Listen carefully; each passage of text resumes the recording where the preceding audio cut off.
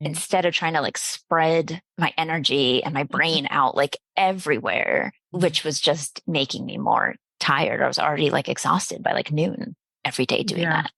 Yeah. So I think with giving myself the freedom to say, like, okay, you don't have to do everything. So what do you Mm, really want to do?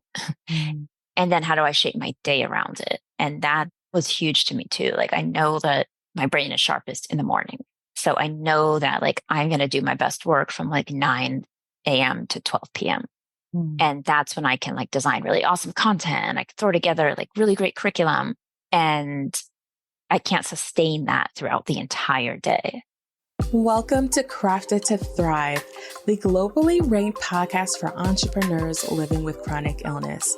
I'm your host, Nikita Williams, and after being diagnosed with multiple chronic illnesses myself, I figured out the surprisingly simple missing links to growing a profitable business without compromising my health. Since then, I've helped dozens of women just like you learn how to do the same. If you're ready to own your story and create a thriving business that aligns with your health and well-being, you're in the right place. Together, we're shifting the narrative of what's possible for entrepreneurs with chronic illness. This is Crafted to Thrive.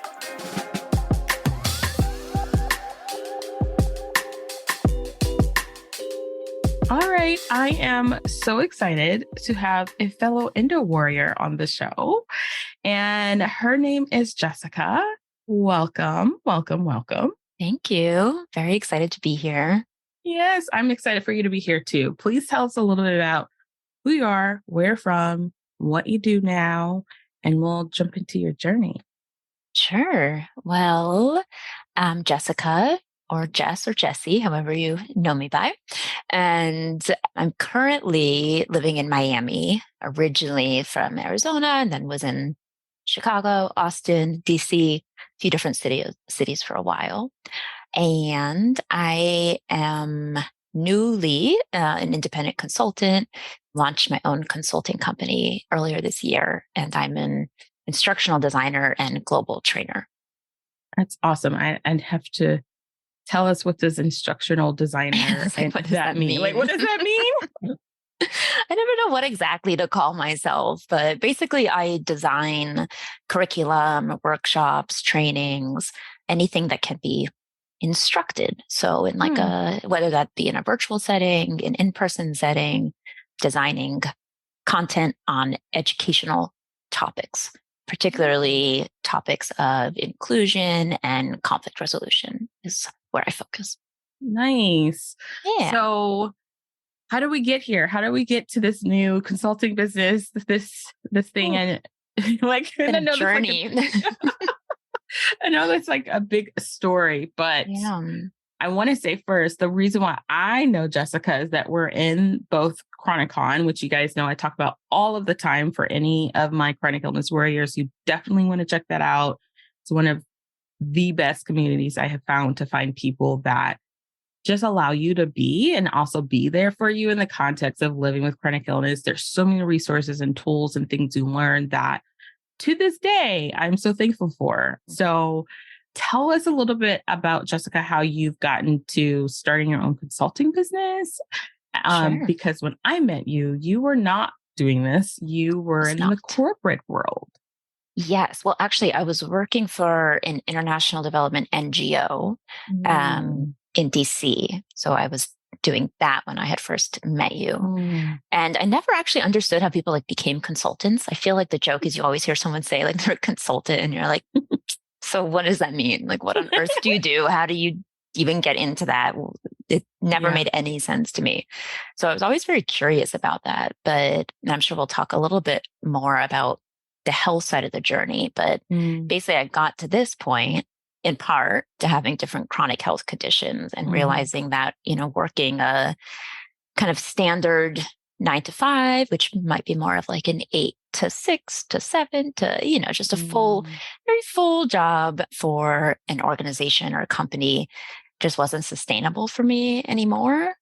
I've been working for other companies, pretty like intense jobs for basically about 15 years, which was fine for a while. It was I think a lot of it was very exciting, like especially in my 20s, where it was like, oh, I get to do all these interesting things and can travel all over the place. And I had like boundless energy. But then all of that shifted for me about 4-ish years ago. And I tried to hold on to kind of more of this, I don't know if standard is the word, but this type of a job where you work kind of a 9 to 5. I tried to hold on for a few years and I did for those few years, but then, then just learned I just couldn't do it anymore. And I was just exhausting myself. And I felt like really not, I don't know if it was just my own perception, but I felt like I wasn't really fulfilling the role like I would have needed to be at the level I was at that point. So it made a lot more sense for someone else, in my opinion, from my own personal experience, for someone else to come in and do that role. Someone who could manage like a huge team and run these like really big events and all this type of stuff that I just wasn't able to do anymore. So I guess that's like sort of a long story, kind of short, that I realized, and I can go into any more detail that you'd like, but there was kind of a point in the fall where I just realized like I just can't do it anymore. And I needed to make that change. Yeah. So what was that moment? Like, I think we've all, like, if anyone's been in an environment where you are working like a 9 to 5 and you work on everybody else's expectation, right? Because that's what's happening. Like everyone's expectation is like, we go from 1A to like Z in like 2 seconds. You're like, no. I need to crawl to like a point A. Right? Yeah, I'm like, I'm going a little slower these days. So yeah. And you want to tell everyone like, whoa, we can still get there. It's just going to be a little bit less of a pace. Yeah. When did that realization for you? Because I know you were just saying like, it just felt like you felt someone else could do it. What made that in your head say, now is the time? Like, I don't need to do this anymore like that. Yeah. The moment for me was, I was in Washington, D.C. So the organization I worked for, it was an international education, like global development organization. And we had our second conference of the year in D.C. So I traveled again from Miami to D.C. And this was a week-long conference with 150 attendees from all over the world. So it was really big. And I was kind of managing, pretty sure at that point, like managing the team and managing all of it with an amazing team. Everyone, that was like the hardest part of making the decision to go solo. It's like, but I really love my team. So the people I worked with were really amazing, but it was a very rigorous not even just the physical rigor of being in person, running a conference, leading different sessions, having to be on that stage, having to talk, but the amount of brain capacity needed to be able to do that for a minimum of 8 hours a day. It was a lot more than that because of pre-conference, closing meetings, all this stuff. It was very intense. And at the end of, I think it was it at the very end of the week? I think so. I was just so exhausted and my body was in like so much pain. From the fibromyalgia. So that's one of the chronic conditions I have, just burning pain. I would get back to my hotel room every day and just be like, I have no idea how I'm going to move tomorrow. Like, how is this happen? And I still, had to do some work calls and this and that. I'm like, oh, this is so intense. And then also working through the brain fog when I had to speak in front of everyone. It was just, it's very hard to explain brain fog. So, but I know you know it. So it's like, it's so hard to explain. Yeah, it's very hard to explain. And the moment for me was there was an award ceremony at the end where we were like giving certificates of completion. And I would have been the person to stand on stage and like do the formal handshaking while like pictures were taken. And I like could not move. I couldn't, there was no way I could stand upright. Like I was using my like cane at that point, which I need sometimes if I'm going to be on my feet for most of the day. And even that, I mean, honestly, it barely helps. It's just kind of like helps with a little bit of stability when I need to move. And I just couldn't do it. I had to ask a colleague, like literally, I think it was 5 minutes before. I was like, is there any way you can do this instead of me? I'm so sorry. I just cannot stand. I cannot like appear to look like healthy and vibrant and like engaged. And I know it was hard on her. You know, she wasn't prepared at all to do that. And I think it was in that moment that I felt that mix of, again, this is my opinion. I'm not sure colleagues felt this way, but like I felt like I just couldn't fulfill what my role needed. And I was leaning on a lot of other people, maybe more than they wanted. Right. You know, ideally, that person probably wouldn't have wanted to do that. And then I was also really upset that I couldn't do that anymore. And it was just like this whole mix. And then I was also in so much pain that it was this like confounding of everything. And then everyone afterwards was like celebrating all this stuff. And I just went to my hotel room and just had to like lay flat for hours. And it was then that I'm like, I just can't do this type of a role anymore. And those were the things that used to make me like so excited in the past. And I used to stay like so energized and like love that evening celebration at the end of the conference. And I just knew that like my body, if I wanted to give my body an actual chance in life, then I couldn't keep doing what I was doing. Yeah. So that was the moment. It was very upsetting. I called a friend and was like, I don't know what to do. I can't do this anymore. So yeah, that was my like pivotal moment of knowing like 100% I've got to make a change. Yeah. Wow. I feel that like my fibro body feels that in so many different ways. Like when you're telling that story, I know that feeling of like, I have pushed, I have gone to the limit and beyond that limit. And I feel that so much. And it also makes me really sad because of the fact that like, I don't think anybody's body is intended to work like that, healthy or not. Right. Yeah. When I say healthy, I mean healthy in the context of like, not dealing with some of the chronic illnesses that we deal with. I feel like everyone needs more space in their life for dealing with things and just processing all of that information and energy in that environment. So I feel for you for that. Like, I want to hold space for that. Like, I really just want to like pause. I mean, like, y'all, please send some positive love vibes to Jessica. Thank you. Yeah. It's hard. Yeah. It's hard. It's so hard to get to that point and you're like realizing what you love to do. Cause it sounds like you really love that job, that environment, to then be like, something has to change. And it's not because I don't love it. It's just that I can't. Yeah. Yeah. You said it exactly right. It's a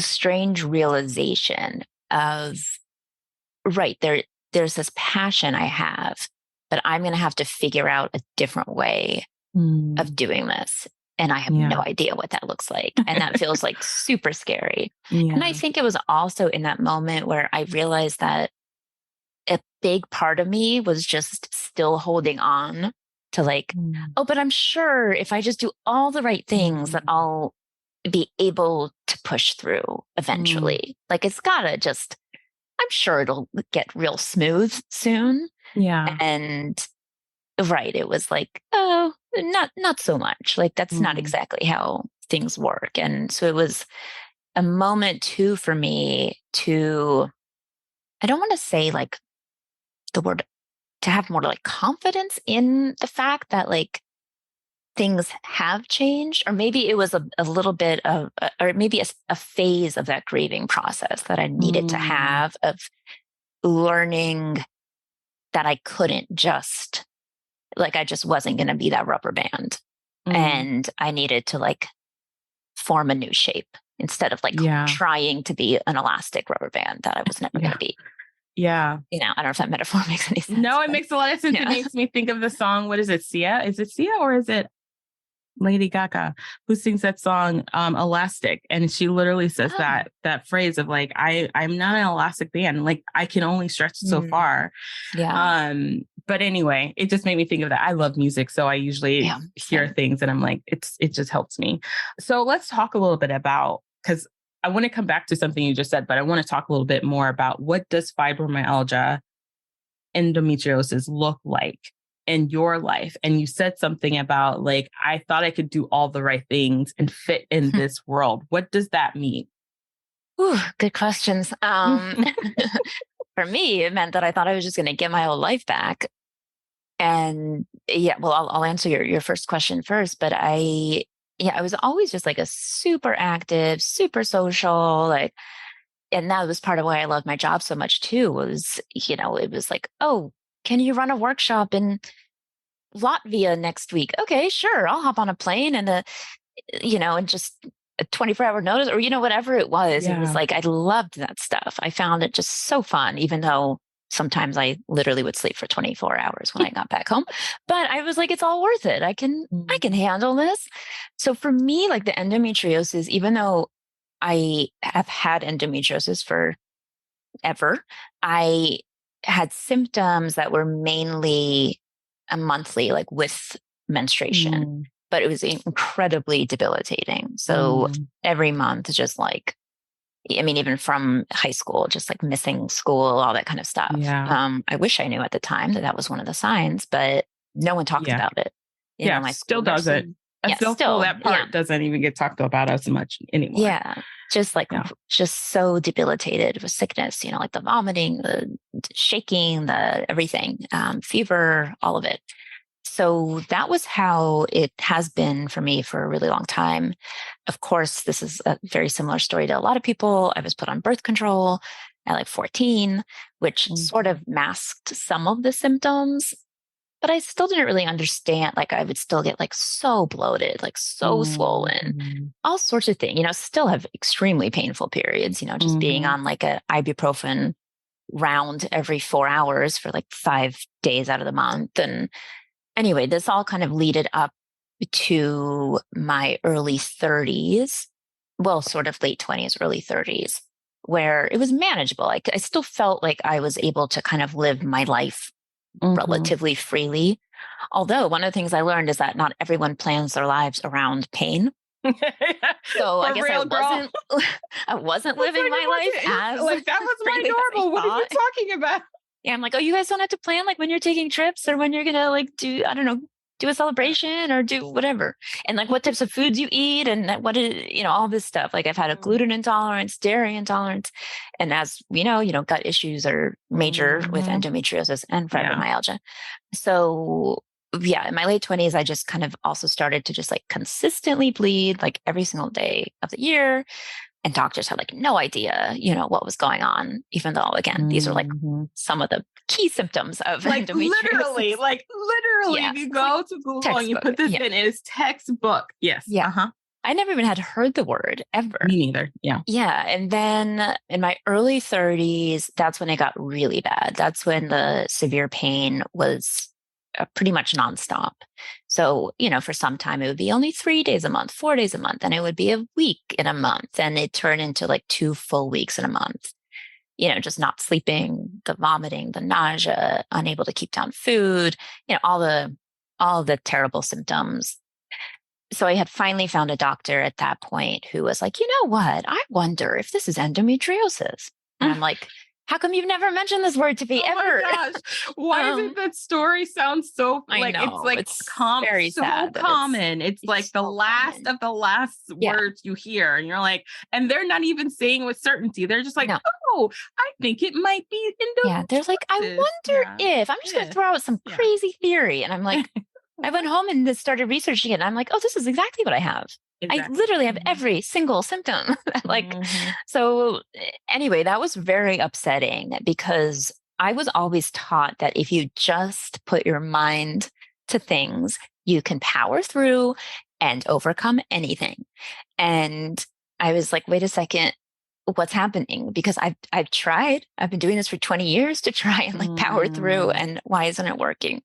So I did have a first excision surgery which actually ended up doing a bit more damage than, hopefully I thought it was, I was told you'll be pain-free after the surgery, which a doctor should never say to anyone anyway. Never. And if a doctor says that to you, either call them out for it or fire them. There's so many things I wish I knew. I was just so desperate at that point. Like I hadn't slept in a couple of weeks. Like I was losing weight left and right. I was like, I couldn't focus on my work. I was taking so much sick time. I was like, if you tell me to do anything, I will do it. I will do it in the next 1 minute, anything. Like I need to get out of this state of being. So, and that's unfortunately what happens with a lot of people. It's that like such a vulnerable and desperate place to be in when like your life is consumed by these conditions, that when a doctor says, oh, I've got something that can help you, it's like, oh my God, okay, I'll do anything you say. So I wish I knew at that time to just do more research, but I also understand like why I, made the decision I made. And I was like, just get me into surgery as soon as you can.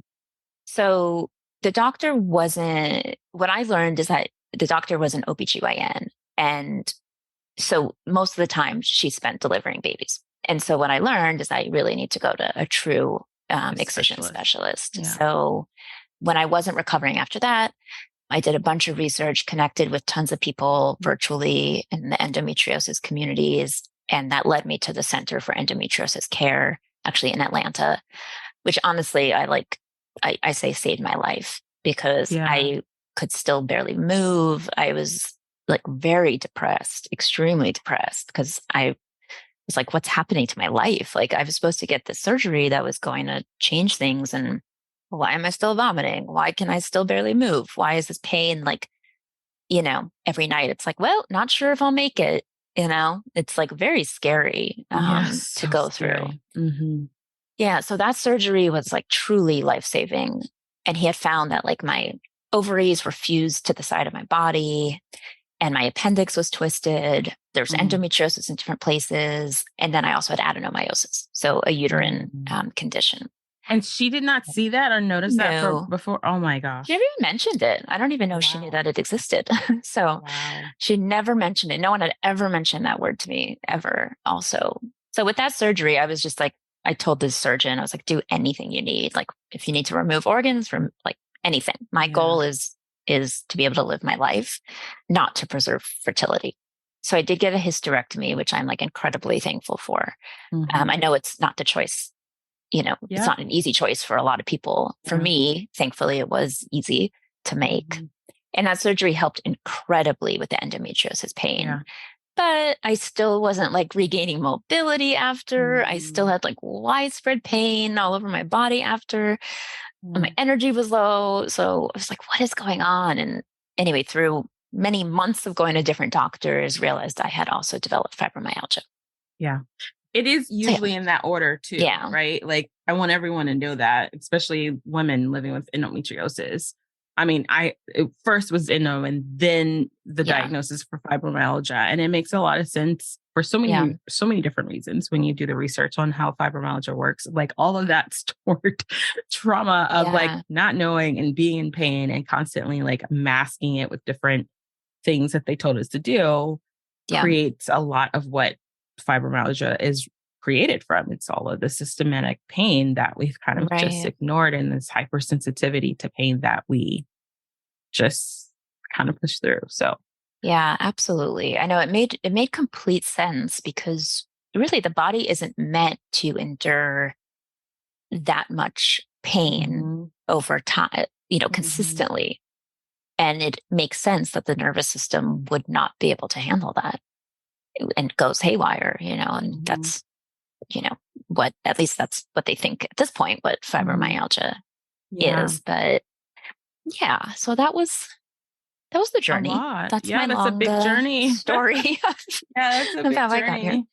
I just want to I love that you are open to share that part of the journey, because I don't think we hear it. We don't know it. We can't even. I was at a store recently, and like several years ago, this woman was at the cash register and she looked like, I know, it's so funny. I feel like I know the face of an endo patient, right? the moment I feel like when they're saying like I'm on my cycle, there's a difference between someone who says I'm on my cycle who doesn't have endometriosis and someone Yeah. who does. Yeah. And she said, and who says this? Like, first of all, who says this while you're shopping to a stranger? Like, I'm on my cycle and I feel like I'm going to die. Who says that to someone you never met before? This young lady. And I was just looking at her and I said, you need to go to a doctor and ask them about endometriosis. And she said, what is that? And I was like, I told her, and she's like, oh my gosh. She's like, literally last night, I was just thinking about what can I do to make this go away? Wow. Maybe I should just fall asleep. And I was telling her, like, these are the things that we're experiencing, right? And no one talks about what it looks like living through endo, because we are told that our periods are supposed to be horribly painful and horribly like, this is a woman's curse, our issue, right? And it's like, what does that doesn't help us. Yeah, it doesn't. And it gets to the point, at least for me, and it sounds like possibly for you and this other woman too, and I mean, many of us, is that it's not that we don't want to keep living a beautiful life. It's that we have no idea how, or if it's even possible to live with this much pain all the time. Yeah.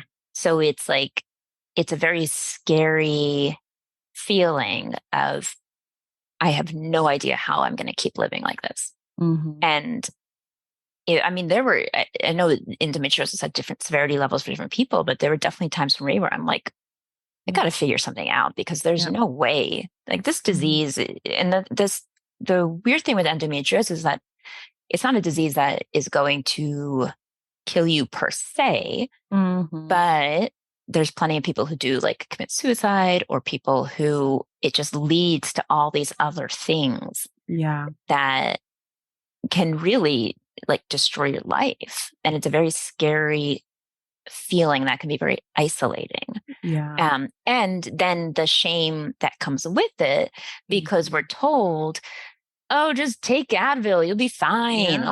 Just like, this is just part of, being a woman, like you said. And I think that's part of why I've been really open with sharing about my experience, because I just never thought this stuff was normal. I was like, this can't be normal. Like, there's no way this is supposed to be like how my body's supposed to be. And I just wish I knew what this was earlier. And I wish I knew that I didn't need to be ashamed of it, and that there was no way I could have somehow like overcome that type of pain just by like, I don't know, being stronger or whatever. Like, that's not like, we have so much strength just by, getting up every day with this type of pain. Oh my gosh, So I share very openly, because I had never heard anyone talk about this stuff ever. And I just feel like there's no place for like shame or stigma. Like, that stuff just has to be shattered, because this is so common. And a lot of people just need to not feel so alone in it, and need to know what's going on and how to get the help that they need. So you were saying earlier, you kind of touched on it when we first started talking about this, which was like, you were thinking that trying to do everything right would mean that you would be able to stay like at the job, do the thing that you were doing with your job. What did that mean for you? Because I have lots of stories about what doing things right meant for me, but what did it mean for you? Yeah, it was, well, I mean, with the endometriosis, it was basically like, get the surgeries, eat healthy, have a low inflammatory diet, exercise, all those types of things. I don't know, light, relaxing candles at night and meditate. Like, then I would just be able to like, just snap back into regular life. And with the fibromyalgia, what it meant is like, because they go through kind of 5, I don't know if this is still common, but at least my rheumatologist went through kind of the 5 areas that need to be addressed, like sleep, nutrition, medication, mental health. I'm forgetting the 5th one, but these different areas. So it was like, okay, I'm going to address all 5 of those areas, and I'm going to make sure I'm active, even though movement seems absolutely impossible, but I'm going to somehow move. I'm going to do my physical therapy. I'm going to, I was in physical therapy for endometriosis as well for about 2 years, pelvic floor physical therapy. And then paired with that, regular physical therapy for the fibromyalgia. So I was like, if I just keep doing that, I'll get so much better. I'll be able to start running again. I'll be able to like do all this stuff. The nutrition, I've always eaten pretty healthy. So thankfully that wasn't like a huge life shift for me. But, cutting out alcohol, all that kind of stuff. If I figured out my sleep, I went through all of those categories. I had a good therapist. I did, a kind of trauma type of therapy for the complex PTSD that came from all of this, targeting all of these things. If I got my sauna bed, and so I used to lay in my sauna and I do my massage therapy and I do literally I researched everything I could and did everything the doctors told me. And then I also did like a neural retraining program to try to reprocess pain and pain management and, all these different things. And some of the stuff, absolutely has helped. I mean, I was I guess it was about 2.5 years ago when I got the fibromyalgia diagnosis. I was not very mobile. I couldn't walk for more than a few minutes, all of that. So I've definitely have improved for sure. So for me, it was like, if I just do all those things right, I'm just going to do exactly what the doctors say. I'm also going to get my pain management doctor. I'm going to take the medications I need to take, all the things. Then I would just be able to go back to how I could operate before. And what I've learned is that I needed to shift the way I was thinking about things. That yes, if I do all the things, quote unquote, right, I will hopefully improve some of the symptoms or make it more manageable, but I'm not going to be that exact person I was before. And I therefore cannot fit in to some of the structures that I was fitting into before. And then I needed to create my own. And I needed to learn what I am capable of doing that doesn't deplete me, that actually fills me up. And then what are the things that I'm trying to still do that I'm just absolutely exhausted by. So yeah, it was a hard process. Still is. I mean, it's ongoing, honestly. Yeah. I feel every day I'm still can I do that? What am I? Or, the kind of trying to build up a little bit more with movement, all of that kind of stuff. Yeah. So it's a process. How has that process, Jessica, helped you with creating the business that you are doing now with your consulting? Because like you said, I mean, it would be great if we could go to our HR department and be like, hey, so this is my new life now. And these are the kind of activities that work really great for me right now. And they fill my cup. And then I need to avoid these kind of things. Like HR, I really am so excited that you're going to do this for me. Right? It doesn't necessarily work. Yeah, it would be so nice, but it doesn't work like that. And to me, that's the empowerment of having your own business, is being able to literally be your person of being like, this is what I need. These are the activities that help me not only just make a living, but also help me physically, mentally living with chronic illness to thrive in a way, in my own definition of thriving. How has all of this that you tried to kind of put into a box, if you will, to inform life now for your business?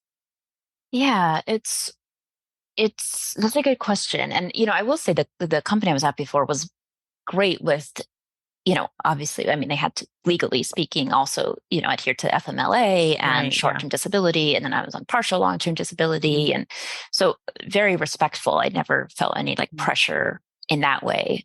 It was more of when, you no longer qualify for partial disability. And then it's becomes quite tricky to manage a full-time job.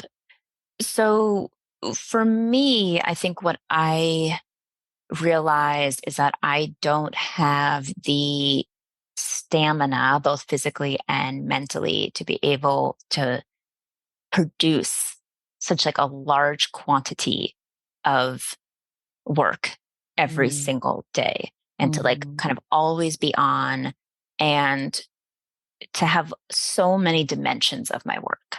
I think that was part of it that I realized in starting my own thing, I need to focus in. My job before as like a manager, I was looking at, a million different things every day. Yeah. And that wasn't working for me anymore. It was I needed to give out too much energy all the time. And I wanted, to really care about the people I supervised. I wanted, all those things that meant a lot to me. I wanted to still hold on to the things I cared about doing in the world without all that extra stuff that comes along with working for a larger company, like supervising, as amazing as supervising can be, just for me at this point, it didn't make sense anymore to do like the supervision, the contributing to all the different things in the company that as a full-time staff, you're meant to contribute to. All of these different things, I realized, okay, what I truly love is this type of social impact work where I get to design curriculum, I get to lead workshops. So I want to figure out how to focus in.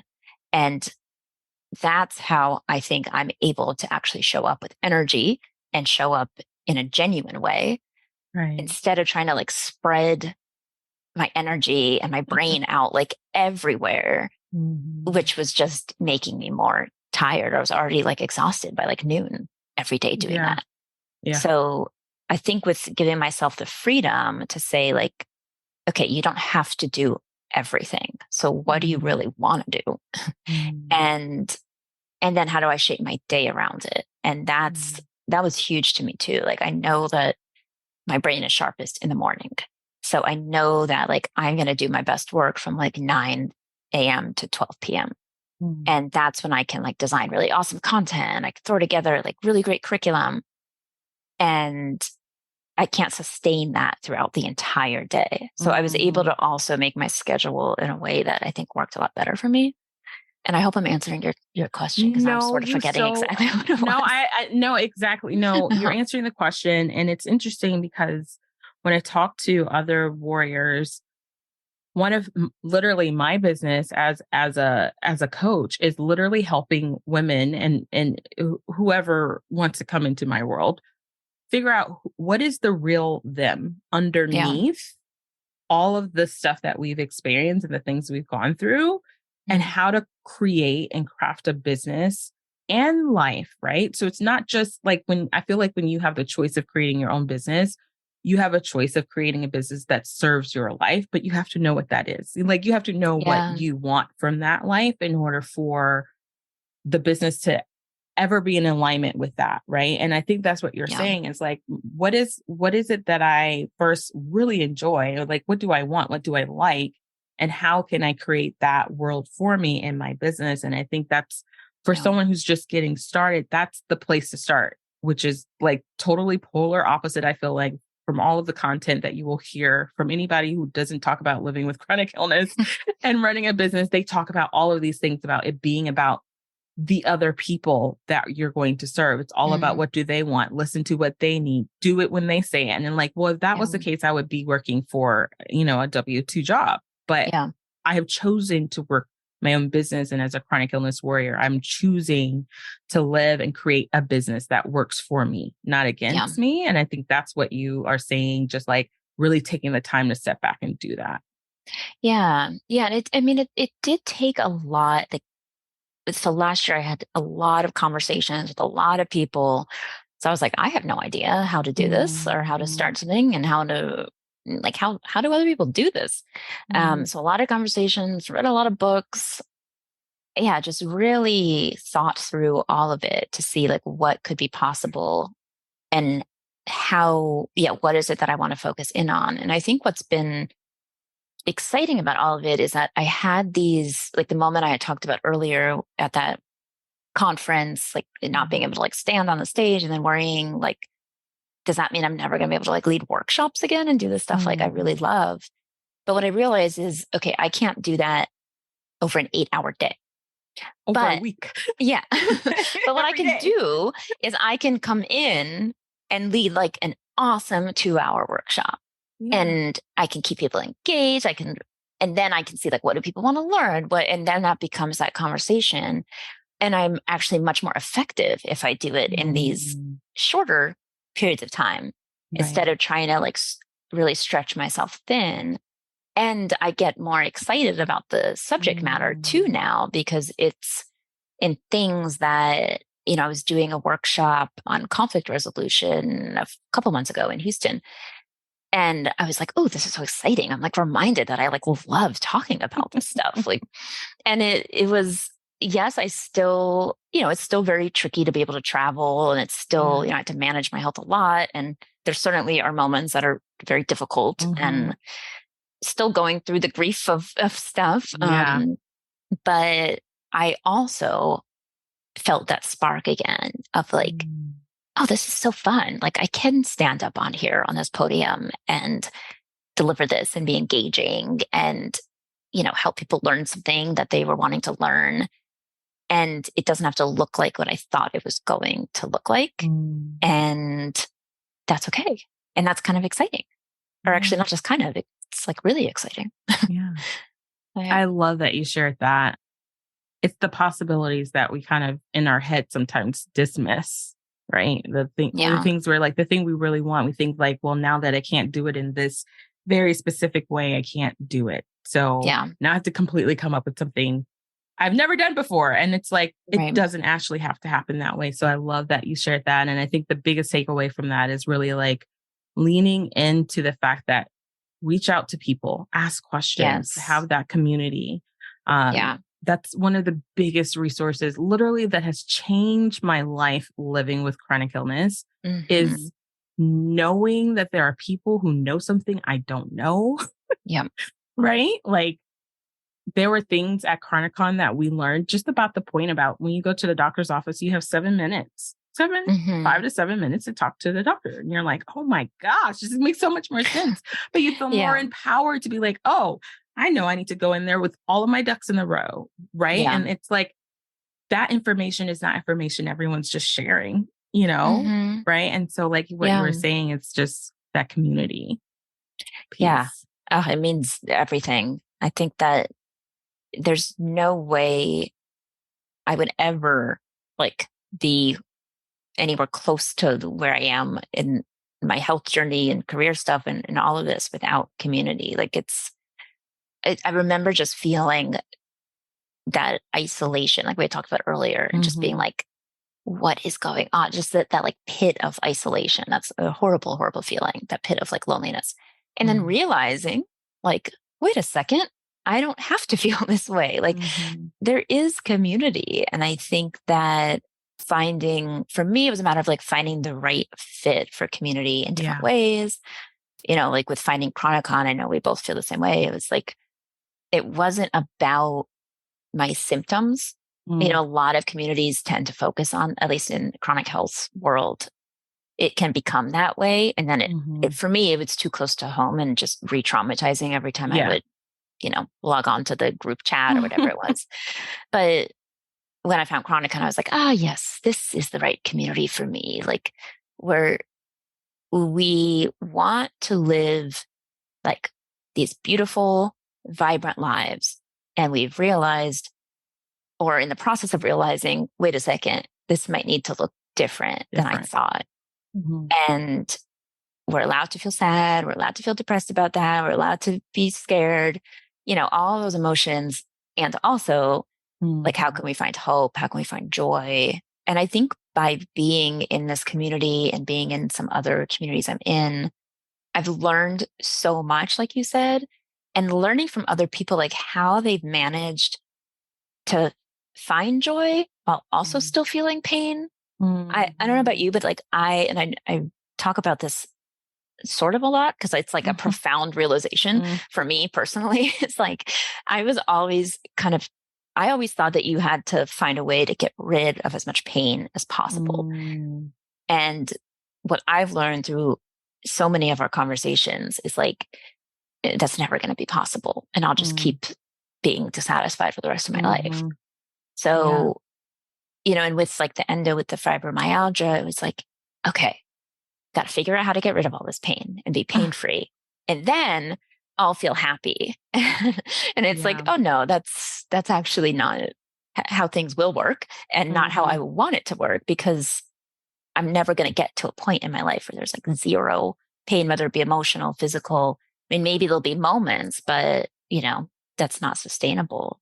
So realizing that I can also like feel joy and laugh and like watch a comedy movie, even if my body hurts, and still feel happy, that like, that was, for me, that was a major like life shift. Yeah. It's the this and. Yeah. It's this and versus this or. Like, it's literally that flip in your brain of like, it's totally, I think we've all had that, right? Where it's like, I'm going to be in this pain, and we kind of submit to the pain being like literally the big hover. And for me personally, I've, hope was always there. I always had a hope, like a spiritual hope for me, like in the future that this will be over and da da da da. But like right now it was like, this sucks. Like, this sucks. And you want me to go and have fun, like on a boat somewhere and hang out with you and be like, I'm not in pain. Like, that does not happen. You want me to be on a boat and pretend I'm not in pain? Okay.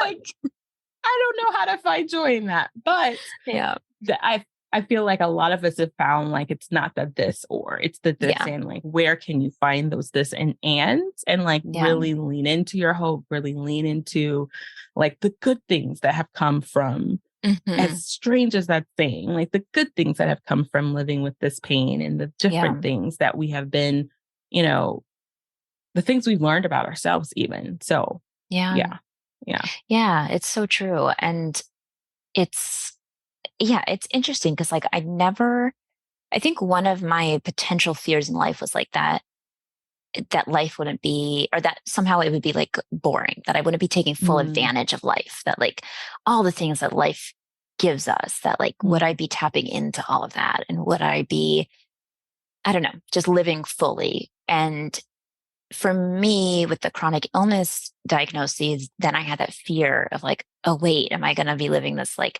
teeny tiny life only on my couch forever?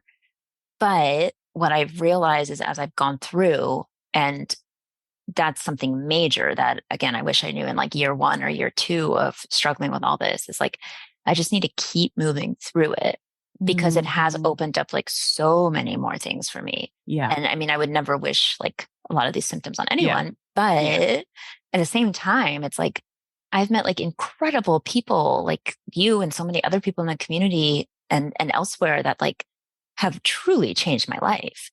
And have allowed me to also like feel my emotions in a way that I like never could have before. Showed me like the strength in being vulnerable, which I never knew before either. Like, I've learned all these different things, and to like appreciate life even more. Like, I already thought I was living very fully and appreciating life very fully. But like, one of the things that came from all of this is that I moved from DC to Miami to be close to the beach. I knew that I needed the beach. And I thought I was going to have to wait till I was way older and retired and somehow figured out how on earth to live at the beach. But, a year into all these symptoms, about a year in, I've figured out how to move down here, thankfully. And I mean, that's like enriched my life. As you know, I post like pictures of birds and manatees and sunrises like every single day. But I'm not sure that would have ever happened to me, at least for another, I don't know, like 30 years, or I don't know when I'm going to actually be able to retire. But there are certain amazing things that can come by just like continuing to move through it, acknowledging that it's still really hard, and that there's some like really amazing things that have come about because of this. Yeah. Thank you for sharing that. I really think that's a huge thing for us all to hear. It's like, keep going, right? Keep moving through it. It's hard. And sometimes you might need to pause. Like, let's be real. You might just need to sit in it and like cry and eat the ice cream you're not supposed to eat about it. And exactly. Then pick up and keep going. You know what I'm saying? Like, I think that's a huge, huge thing to honor and to say. Please tell us, how we can support you in your journey, in your business and in your life. What kind of people do you like working with, and where could we find them, or who are people that they might want to send your way? Yeah, great question. I mean, I love, again, like developing the curriculum, developing workshops, content, leading these workshops. So anyone from like people at corporations or global companies, because a lot of my experience is in, doing workshops for people from all different countries and backgrounds. So anyone who could find that useful. I think the area of conflict, the area of diversity, equity, inclusion, of disability inclusion, these are really big topics that are at least finally starting to be somewhat addressed, but there's also pushback, because they are being addressed. So the people I really love to work with are those that are either social impact oriented or social justice oriented or human rights oriented, or are curious about like, what on earth does that mean?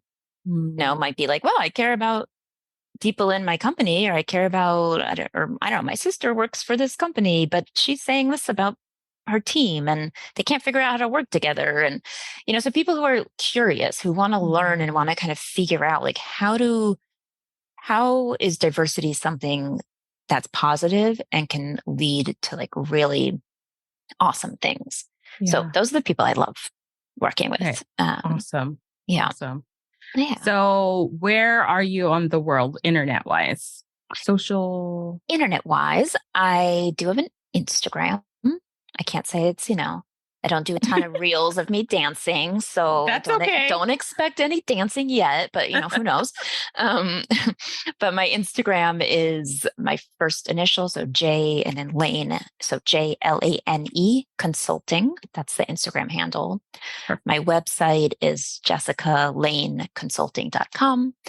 And then I also have an Instagram specifically for endometriosis. It's not like a business or anything, but to share accurate and independent, and by independent, I mean non-pharma funded information on endometriosis. So if anyone thinks they have endometriosis or knows someone who has it or knows they have it, but is very confused, I pull in information from a lot of awesome people who share really accurate stuff. And I pull that all onto one Instagram page. So that's the handle on Instagram is endometriosis together. Just like one word. I think I follow that, and I will put that in. I'll put all of this in the show notes, and I will also add I don't think why I didn't think about this, but I have like an Endo Warrior like mini series that also has a resource toolkit that I have links to stuff like that. So I'll put that in there now that I have been reminded to do so. So awesome. Great. Awesome. Well, thank you so much for being on the show, Jessica. This has been just lovely to hear your journey and just so heartwarming. Thank you so much. Oh, thank you so much, Nikita. Appreciate it. That's a wrap, y'all. Thanks for tuning in to Crafted to Thrive, the podcast that helps entrepreneurs with chronic illness to thrive and build a holistic business and life. Check out our website at craftedtothrive.com for this episode's show notes and all the gifts and goodies. Connect with me on Instagram at Thrive with Nikita for more tips and behind the scenes and more. Tag me to share what you loved about this episode, and I'll feature you on an upcoming episode. So until next time, remember, yes, you are crafted to thrive.